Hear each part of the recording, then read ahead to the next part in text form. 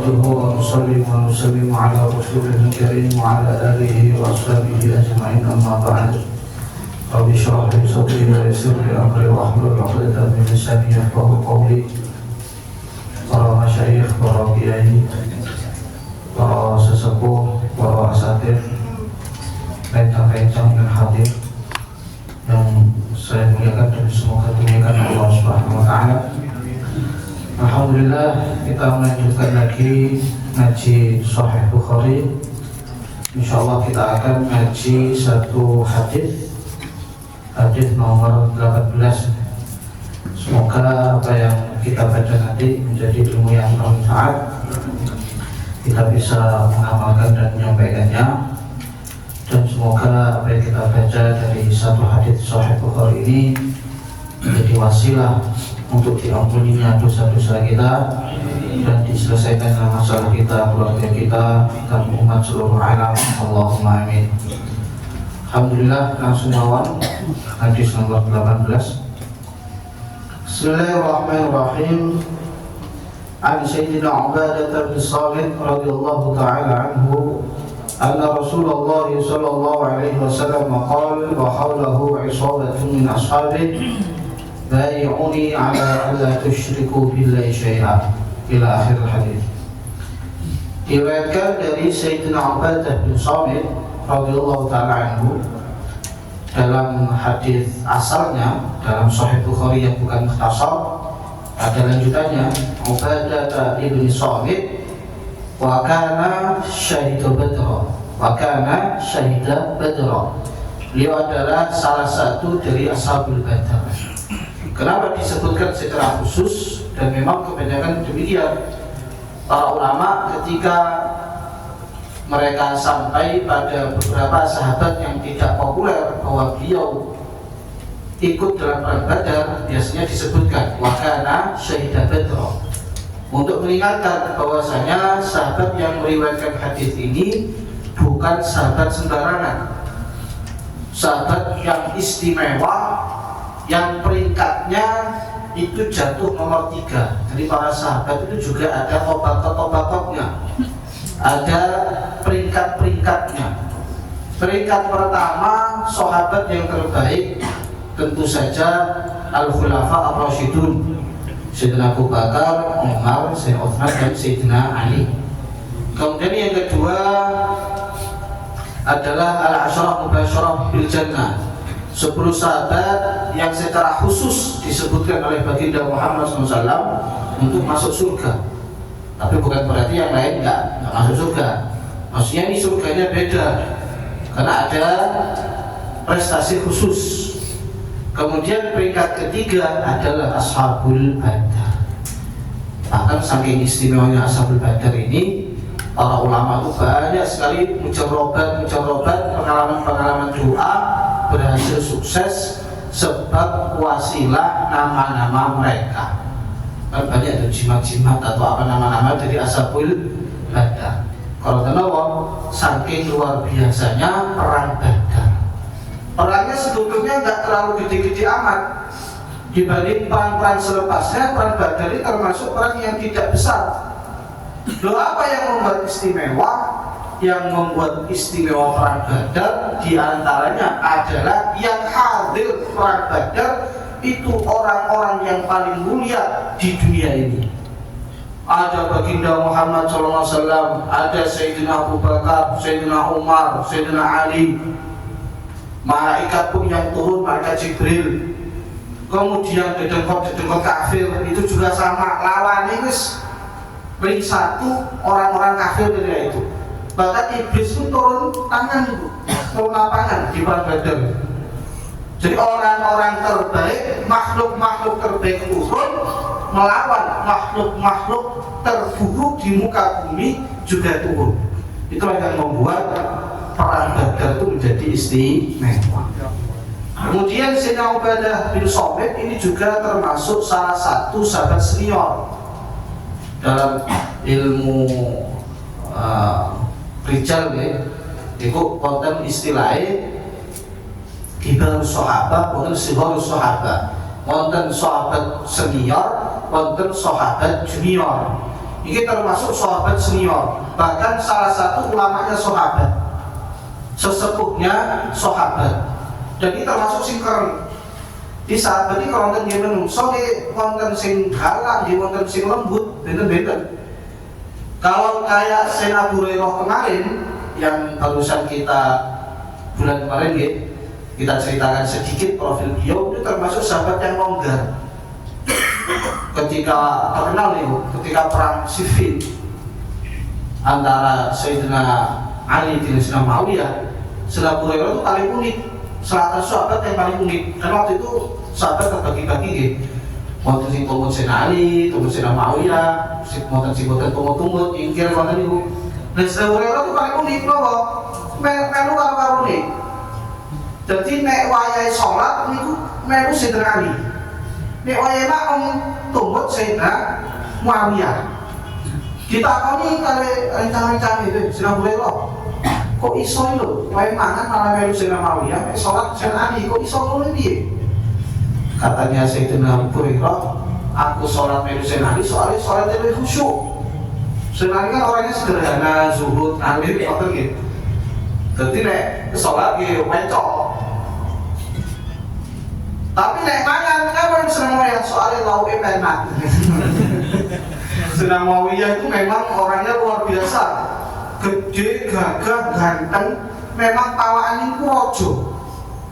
Pawani Sayyidina Muawiyah itu rojo dan bah-bahnya memang tokoh-tokoh Quraisy yang wajah-wajahnya bentuk badannya mirip raja, gede, dhuwur, ganteng, teloman, sugih pisan.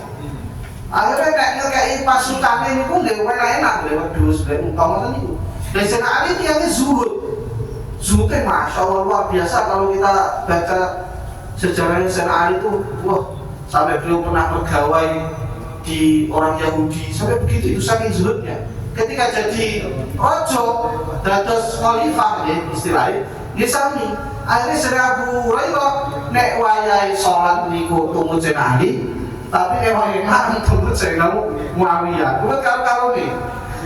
Lupa enggak? Nek Sayyidina Ubadah bin Samit iki keren.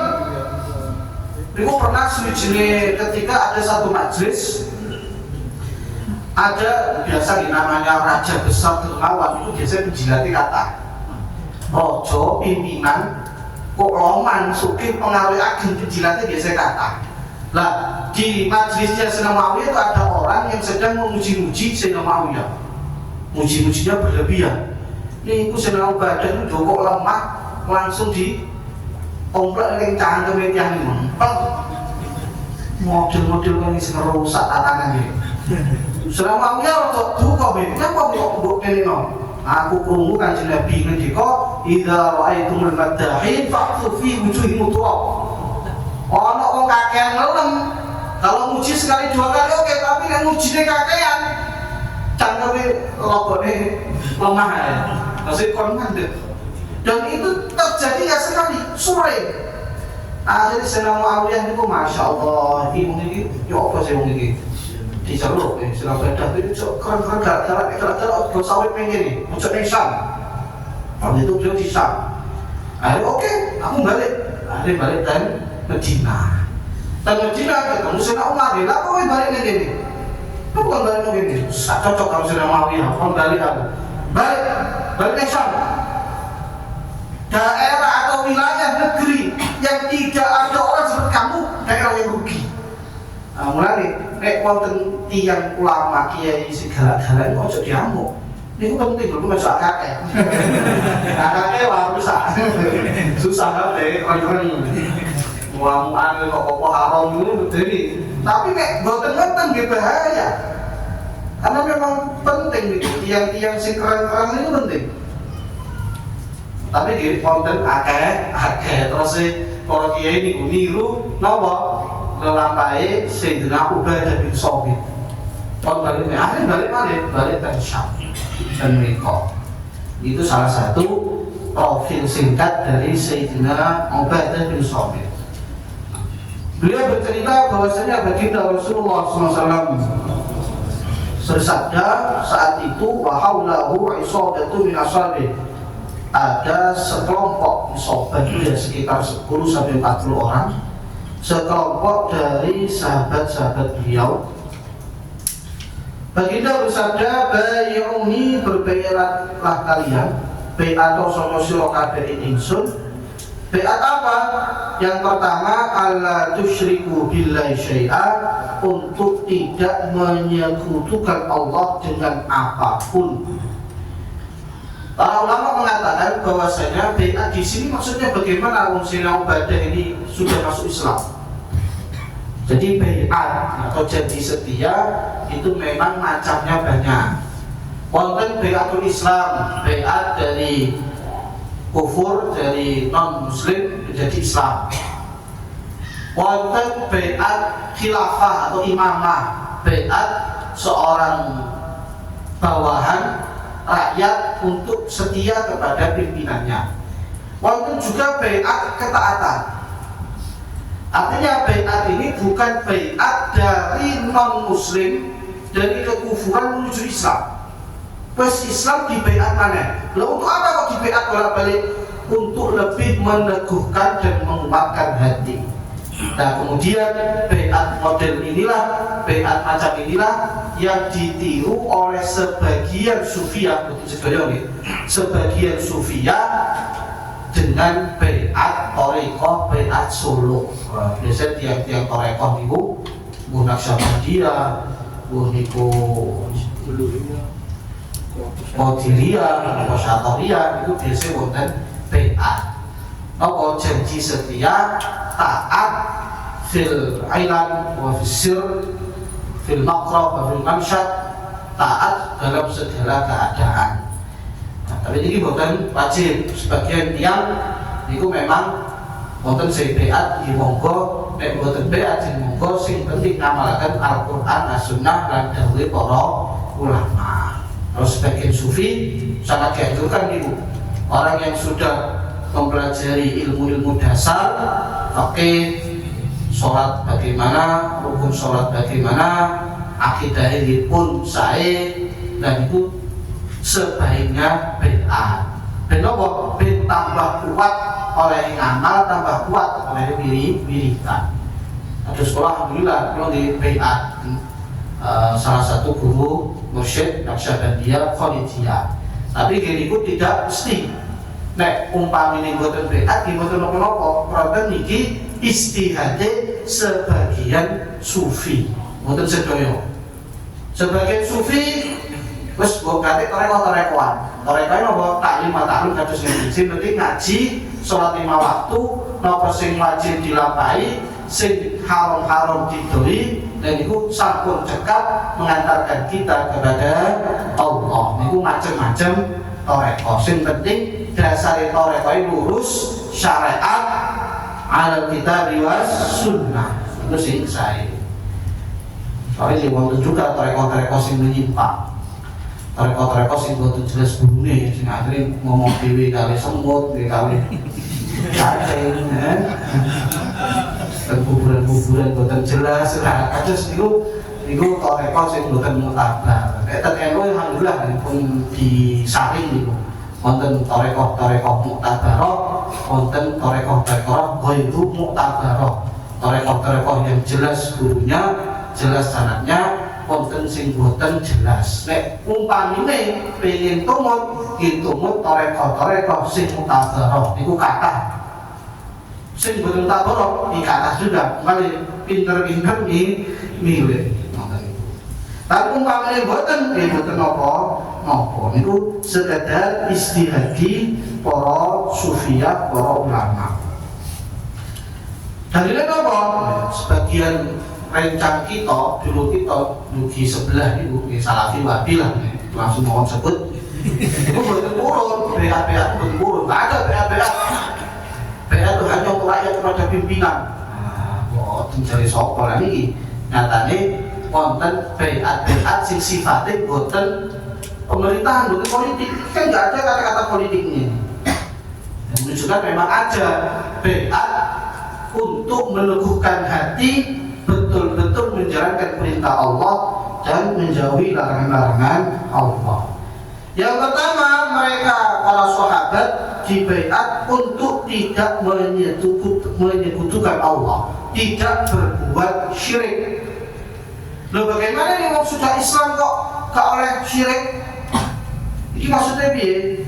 Menurut sebagian ulama, syirik di sini yang dimaksud adalah bukan syirkul akbar, tapi syirkul asghar, yaitu beramal selain untuk Allah. Amal selain untuk Allah itu syirik, tapi syirik yang tidak mengeluarkan kita dari Islam, tapi mengurangi pahala, jelas mengurangi pahala. Kalau gitu gak usah amal, daripada amal syirik. Kalau nggak amal, nggak meninggalkan amal karena takut syirik, namanya riya. Rodohnya kena juga itu. Ini beramal bukan karena Allah, namanya syirik. Meninggalkan amal karena takut riya, takut syirik, namanya riya. Imamnya hari sholat jamaah dia omong sok suci, dia omong pamer, dia kalau usah kasih itu tuai, lagi dunia riya. Berarti Anda amal itu karena pertimbangan manusia, karena takut dikomentari manusia. Tapi kalau kita amal karena pamer, namanya syirik. Lepas terus bagaimana? Sing bener nih, amal bebas dari syirik, bebas dari riya. Terus bagaimana? Berarti harus amal dulu, kemudian baru latihan sedikit demi sedikit agar tidak tercampuri dengan kesyirikan yang kecil ini. Jadi yang dimaksud syirik di sini adalah asyirku al-asghar. Kalau dimana syirik besar boleh nggak? Boleh mawar untuk kehati-hatian agar kita tidak terjatuh pada syirik yang akbar. Dan syirik akbar itu apa maksudnya? Ini penting nih, wonten niku tiyang sing terlalu gampang untuk menuju syirik. Wonten dan kuburan syirik, padahal di kabeh nyembah mayit, kadang-kadang kuburan malah boleh kembang apa? Kembang kaget teh itu malah. Ini betul. Kadang-kadang dan kuburan malah boleh ngopong. Apa malah saiki kula tidak pengen kita ziarah niku wonten tiyang malah main game online niku mabar dan kuburan niku. Masa di ngoten syirik kan di boten. Jadi yang dimaksud syirik itu apa? Menyembah selain Allah, menuhankan selain Allah. Maksudnya berikut, dia meyakini bahwa ada sesuatu, ada kekuatan yang bisa memberikan manfaat atau menolak mudorot, menolak kebayaan tanpa Allah. Nah itu namanya syirik. Syirik akbar gimana itu? Jadi kalau sekedar menunjuk tangan kiai atau sekedar bahkan tawaf dan kuburan sekalipun itu tidak syirik. Sujud dan kuburan itu bukan langsung syirik itu. Tapi haram tetap tawaf dan kuburan, sujud di kuburan, sujud di depan kiai itu haram. Tapi kalau saya tunggu dulu dia apa niatnya sujud itu? Kalau sujud hanya sekedar mengagungkan kiai, sekedar menggunakan kiai, haram tapi tidak syirik. Dia berbuat sesuatu yang keliru karena sujud dalam syariat Islam, dalam syariat baginda Muhammad SAW khusus untuk Allah. Nabi pun nggak boleh disujudi. Jadi itu mukhalafah syariat, tidak sampai mukhalafah akidah. Nah ini penting. Haram tapi bukan sampai keluar dari Islam. Nah ini kadang-kadang yang sebelah buat tempat yang beda nih. Dan kuburan, nunggu menyokok langsung syirik. Nyucuk tangan kiai syirik. Rebutan apa? Banyu syirik. Rebutan wisuan ijian tiap syirik boten. Nek ijian boten tiang soleh dibuduh boten apa. Tapi wonten politisi sing kata nek soleh nek kata alim kan wonten juga nih.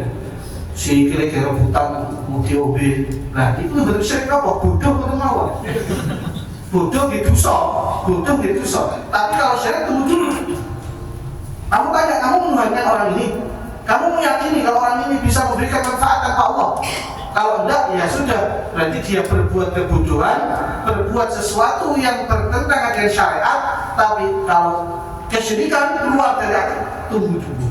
Jangan tergesa-gesa, karena menuju syirik itu sama saja Anda memvonis dia berada di neraka selama-lamanya. Mulai ngeri. Syirik takfir itu perkara yang mengerikan yang sekarang ini dijual murah di mana-mana. Sidik-sidik apa? Syirik, sidik-sidik syirikan ngori ngoten niku. Kadang mau keris syirik, kamu kadang ngori, mau cuma gowo. Itu kan Anda mengandalkan, kalau mengandalkan jadi besar. ATM kowe andal timbangane syirik, timbangane keris. Berarti ATM lebih syirik timbangane keris. Kan ngoten ya repot ngene syirik kabeh ning dunia sini. Jadi jangan terburu-buru dalam mengatakan syirik. Yang kedua, jangan mencuri. Yang ketiga, jangan zina. Nah, zina ini maknanya luas. Wonten zina sing hakiki, yaitu berhubungan intim di selain istrinya. Yang kedua ada zina majazi. Apa itu? Terus yang Nabi, zina melihat sesuatu yang bukan mahramnya, bukan istrinya, melihat sesuatu yang diharamkan. Ada zina kaki, melangkah kepada kemaksiatan, ada zina tangan, ada zina lisan. Itu juga semuanya dilarang dalam syariat. Yang keempat, jangan membunuh anak-anak kamu.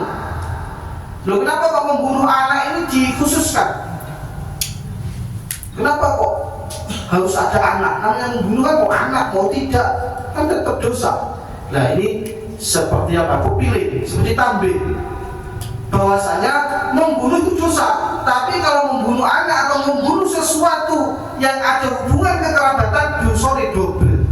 Karena dosa dia yang pertama membunuh, yang kedua dosa memutus silaturahmi. Nah ini bukan saya ini dosa jadi double. Jadi nek mateni tok niku pun dosa, napa meneh mateni tiang-tiang ingkang punya hubungan darah, hubungan kerabat dengan kita. Nah ini lebih bahaya lagi nopo ditekankan lagi. Nah kalau membunuh bacok-bacokan kata tapi ada yang lebih banyak kita merasa saat ini nopo aborsi. Nah ini termasuk fitnah di zaman kau patah tiang-tiang itu menggugurkan anaknya. Nah itu kalau dalam syariat mirip dengan membunuh anak sendiri. Niku dosa double. Dosa membunuh, yang kedua dosa menyakiti atau dosa memutus tali kekeluargaan. Masya Allah. Terus bagaimana kalau begini? Makanya harus sampai kebablasan ketemu yang lalu pas pacaran terus langsung diputus. Jangan sampai kayak orang sekarang pacaran biarin nggak apa-apa udah dewasa, tahu-tahu pas matang bingung kan dewi. Akhirnya apa? Akhirnya ujung-ujungnya aborsi dan mungkin masuk wala taqtulu awladakum na'udzubillah min wala taqtu bi buhtanin taftarunahu baina aydikum wa arjulikum. Jangan berbuat buhtan kalau diterjemahkan kalau sekarang fitnah. Jadi kadang-kadang di bahasa kita tuh ada yang keliru menuju seseorang bukan faktanya, nah ini apa fitnah. Karena fitnah itu maksudnya ngoten-ngoten, nek bahasa Arab fitnah itu maksudnya goncangan. Kadang maknanya kesyirikan. Al-fitnah itu asyaddu minal qatl. Fitnah di situ bukan menuduh seseorang tanpa bukti atau tidak sesuai fakta. Fitnah tenriku maksudnya syirik. Syirik itu dosanya lebih besar daripada pembunuhan. Nah kalau yang di bahasa Indonesia menuduh seseorang yang tidak sesuai dengan fakta, itu namanya buhtan. Kata Nabi, jangan berbuat buhtan yang kamu buat-buat antara tangan dan kaki kalian. Maksudnya bagaimana antara tangan dan kaki? Perkara itu sih antara kaki dan tangan apa? Tengah-tengah apa? Hati. Maksudnya apa? Sesuatu rentek-rentek hati yang berupa berita-berita yang tidak benar, berita-berita yang kemungkinan itu fitnah bahasa sekarang, jangan dilontarkan di lisan. Jadi kadang-kadang nopo nih, kadang-kadang awak dhewe niku ngertos nek berita niku gak pate api. Kadang gwanjel ngati kan. Ora dikontakkan. Pas lagi ngopi, nopo pas lagi ngumpi, jadi kadang-kadang bahaya. Jadi nopo berita itu ternyata tidak benar. Nah ini kan yang kita Nabi. Nek ono sesuatu berita gak benar yang masih di hati jangan dilontarkan. Tahan. Nek nahan dan hati mungkin bukan jadi dosa. Tapi kalau sudah diucapkan, sudah dilontarkan, nah ini kemudian menjadi dosa. Bahkan dosanya lebih besar daripada riba. Kalau riba itu sesuai fakta, kalau buhtan itu tidak sesuai fakta. Apalagi kalau buhtannya ini kemudian menyebabkan pergerakan, ini dosanya berlipat lagi. Pecah belah keluarga, naudzubillah min dzalik, pecah belah kampung, naudzubillah min dzalik, bahkan pecah belah bangsa, naudzubillah min dzalik. Niki dosa tambah kata Qur'ane BAT niki masalah buhtan kali Kanjeng Nabi dipadami kali syirik, disejajarkan dengan mencuri, dengan zina, membunuh anak. Kalau kenapa efeknya niki ageng. Riba saja yang sesuai fakta itu sudah dosa besar. Apalagi buhtan, menyampaikan sesuatu yang tidak sesuai fakta, apalagi nanti menyebabkan banyak gejolak, banyak perpecahan. Naudzubillah min dzalik. Pokoknya saat ini banyak medsos perkara hoax ini lebih hati-hati, jangan sampai kita jatuh kepada buhtan. Wala ta'su fi ma'rufin, dan jangan engkau bermaksiat membangkang di sini ya Allah dan Rasulnya, termasuk membangkang pemerintah ulil amr dalam perkara-perkara yang baik. Maksudnya asalkan pemerintah, asalkan pimpinan kita itu mengajak, memerintahkan kita dalam hal baik, maka wajib ditaati. Faman wafa minkum fajruhu 'ala Allah, wa man asaba min dzalika syai'an fa'udiba fid dunya fa huwa kafaratul lah. Barang siapa yang menjalani semua itu, maka pahalanya akan diberikan oleh Allah. Allah janji, barang siapa yang tidak syirik, tidak mencuri, tidak zina, tidak membunuh, tidak berbuat buhtan, dan mentaati ulil amri dengan baik, maka Allah Ta'ala berikan pahalanya. Wa man asaba min dzalika syai'a, barang siapa yang mengerjakan sebagian dari itu, jatuh pada pencurian, jatuh pada perzinaan, naudzubillah min dzalik, jatuh pada buhtan, fa'uqiba fid dunya fa huwa kafaratul lah. Kemudian dihukum di dunia ini, dipotong tangannya lah, atau kena rajam, atau kena penjara dan lain sebagainya, maka semuanya tadi menjadi kafarah bagi dia. Insya Allah di akhirat sudah tidak ada urusannya. Nyolong terus konangan, naudzubillah tadi dipotong tangannya, dan itu mungkin dan akhirat pun boten-boten busone. Tapi wa man asaba min dzalika syai'an tsumma satarahu Allah, wong nyolong apa zina, naudzubillah min dzalik, buhtan, terus boten-boten hukumane ke dunya niki kan kuatah niku, nyolong naudzubillah ya. Terus boten kepek, boten konangan, apa berbuat dosa tapi boten konangan, pripun fa huwa ilallah, maka tahta masyiatillah, iku mungkin urusan Gusti Allah. Insya'a afa anhu, jika Allah berkehendak besok di akhirat dia diampuni, wa insya'a aqabahu, jika Allah berkehendak maka dihukum oleh Allah. Ini menunjukkan bahwasanya pelaku dosa besar di dunia ini besok di akhirat tidak mesti masuk neraka. Berarti masih ada Pak? Tidak mesti, itu bukan berarti tidak masuk neraka. Maksudnya boten kok langsung divonis langsung mlebu neraka, sebagaimana pendapatnya sebagian kelompok, atau bahkan sebagaimana pendapatnya Khawarij orang itu. Pokoknya orang yang melakukan dosa besar keluar dari Islam, tukang mendem, tukang mabuk, tukang zina dan lain sebagainya, kok mati belum tobat, keluar dari Islam, di neraka selama-lamanya. Itu kaum Khawarij, kaum ekstrim dalam sejarah Islam. Kalau Mu'tazilah, benten malih, orang yang berbuat dosa besar belum tobat, tukang zina, tukang mabuk sebagainya, mati, maka baina manzilatain, tidak ke surga juga tidak neraka. Terus yang diunggu, orang Mu'tazilah, yang bingungi memang itu, karena memang tidak ada surga atau neraka, tidak ada tengah-tengah, tidak ada. Tapi Mu'tazilah ada tengah-tengah. Itu apa? Ashabul kabair yang belum tobat, tengah-tengah. Tapi kalau Ahlus Sunnah wal Jamaah boleh. Ashabul kabair, orang-orang yang suka melakukan dosa besar dan belum tobat, maka tergantung Allah. Allah bisa mengampuni, Allah juga bisa menghukum dia, dimasukkan di neraka. Cuma masalahnya kita kan nggak tahu Allah yang mana dimilihnya nanti. Nah karena nggak tahu jangan coba-coba. Aku kan duduk wong putar silat itu mukhawarij aku ini. Terus apa lah makan akal sidik, gak usah tobat. Masa tuwek gak apa-apa makan. Mulai mati kan gak mesti neraka, tapi kan juga gak mesti surga.